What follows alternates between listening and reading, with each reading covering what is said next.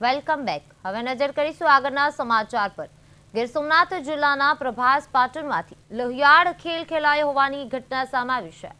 પ્રભાસ પાટણની તાલાડા ચોકડી પાસે એક યુવક પર 5 શખ્સો દ્વારા જીવલેણ હુમલો કરવામાં આવ્યો છે.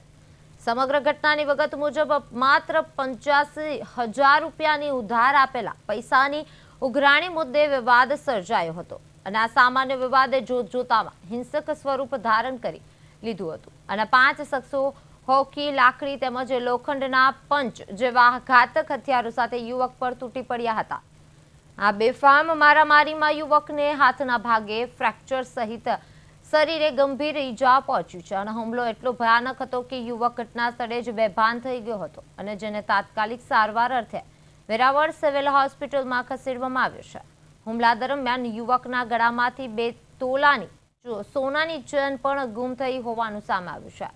આરોપીઓએ યુવકને જીવતો નહીં છોડીએ તેવી જાનથી મારી નાખવાની ધમકી પણ આપી હતી અને આ મામલે પોલીસે 5 આરોપીઓ સામે અનેક ધારા હેઠળ ગુનો નોંધી અને તેમને ઝડપી પાડવા ચક્રો ગતિમાન કર્યા છે.